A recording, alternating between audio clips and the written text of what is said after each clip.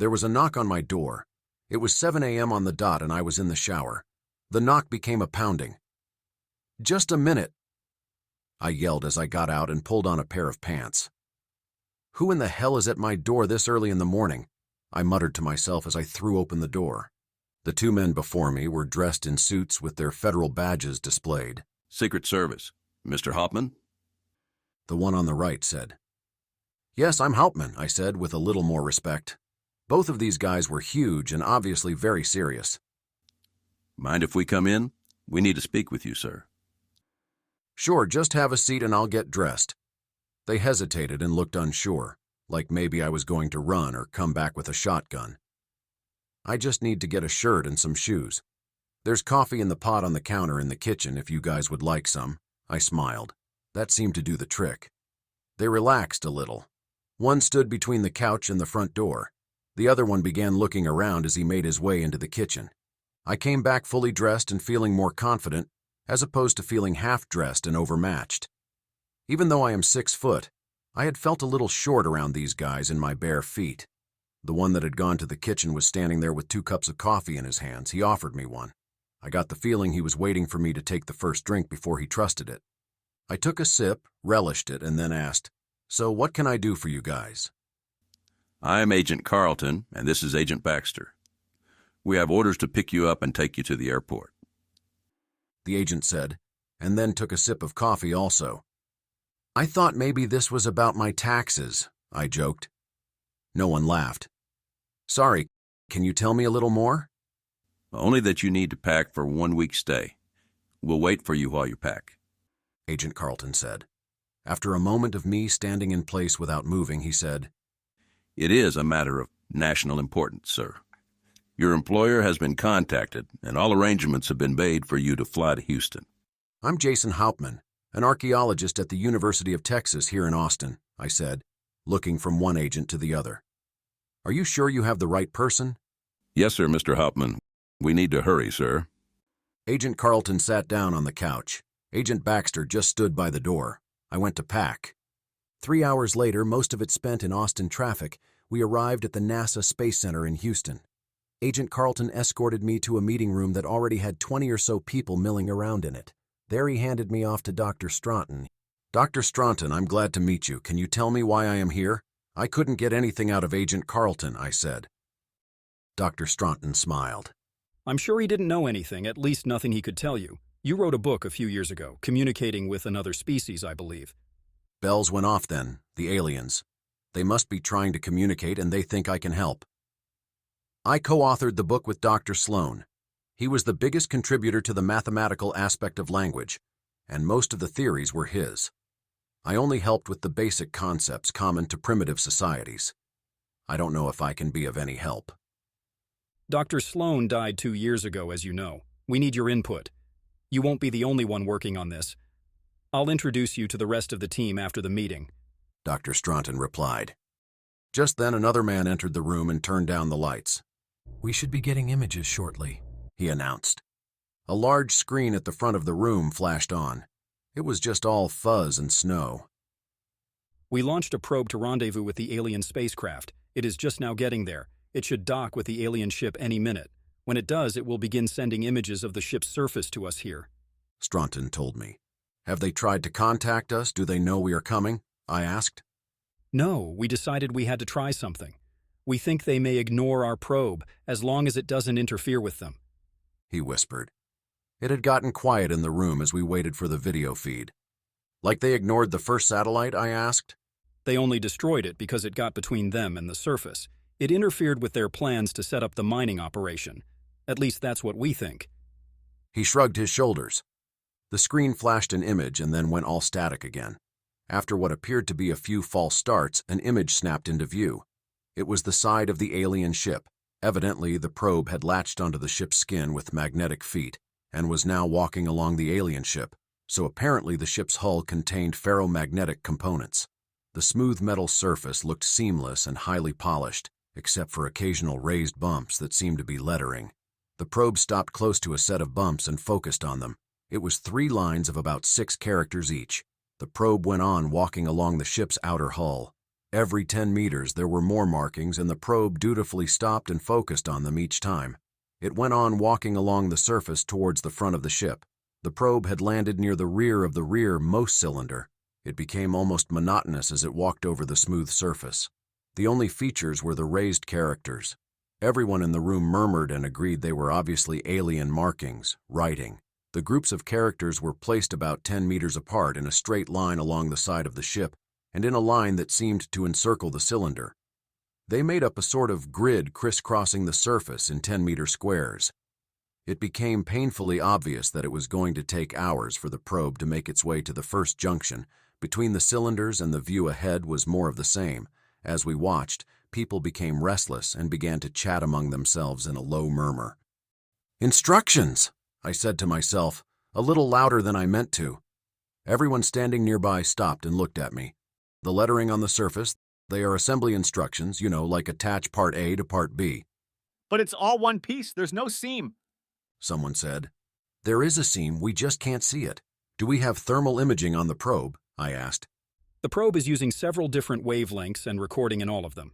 We only have the visible feed coming into this room. Max, see if we can get the thermal feed in here. A man next to the door picked up a phone, and in a few seconds the video switched to a thermal image of the ship's skin.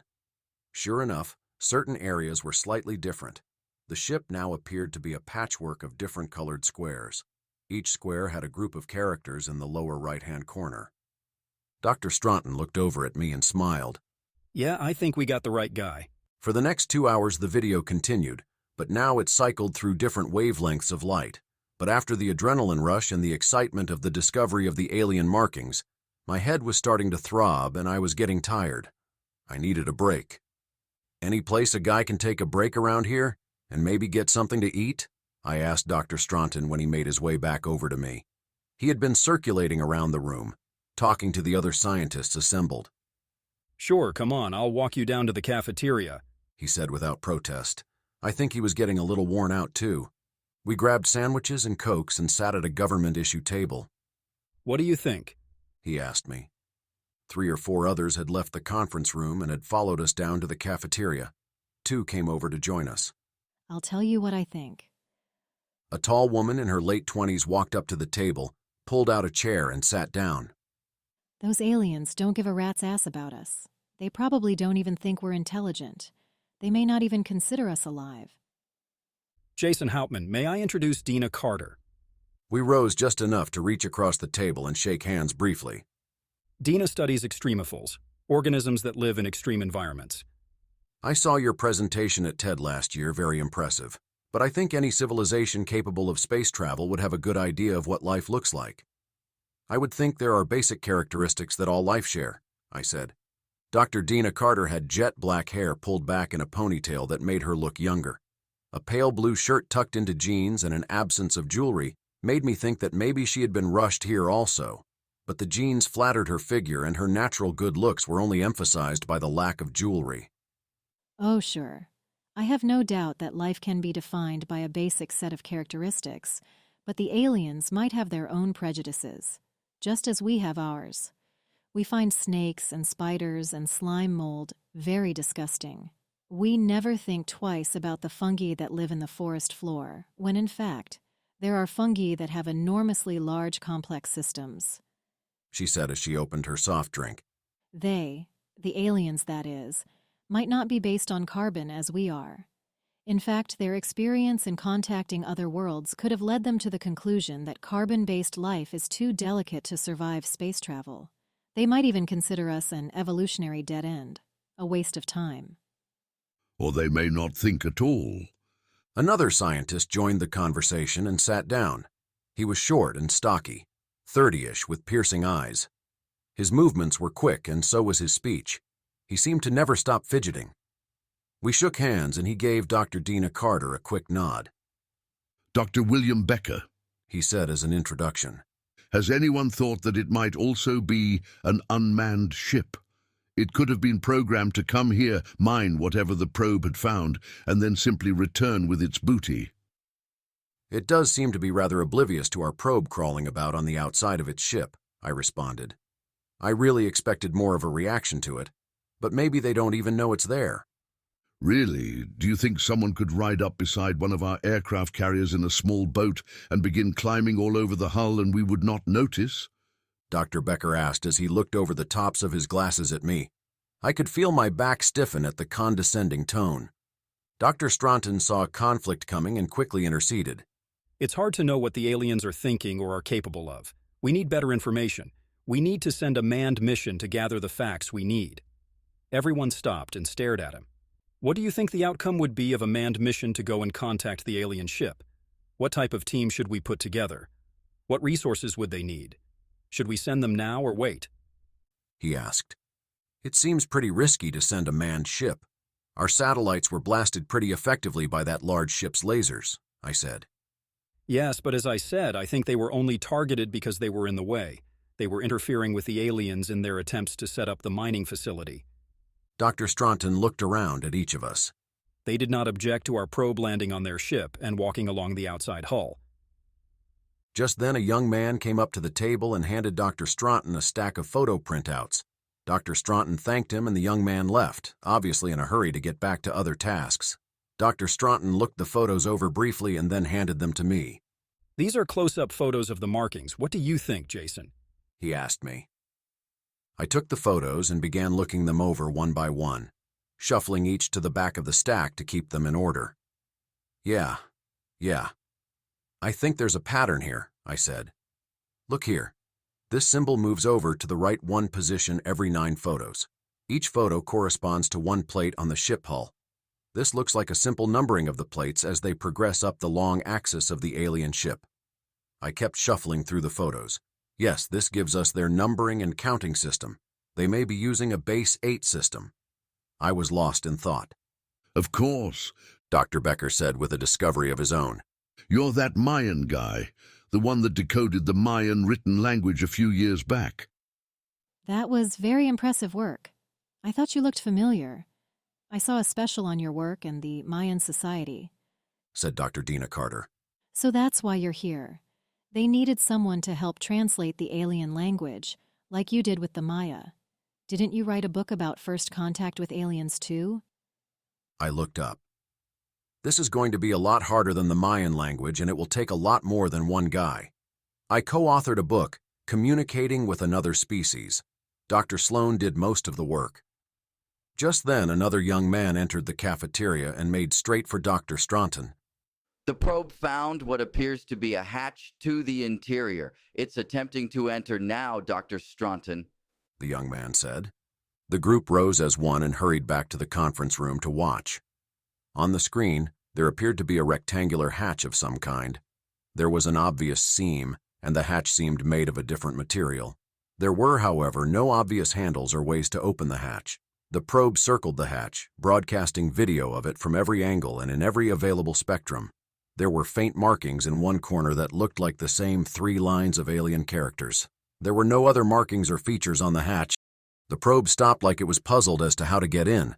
It was really just awaiting further instructions from its earthbound controllers. After what seemed like an eternity, it stepped onto the hatch with a single appendage. As soon as it did, the hatch sunk inward and began to swing open. The probe almost fell into the opening as the magnetic connection dragged it forward before the probe could detach. The probe had only been instructed to place 1 foot onto the hatch, not step fully onto it.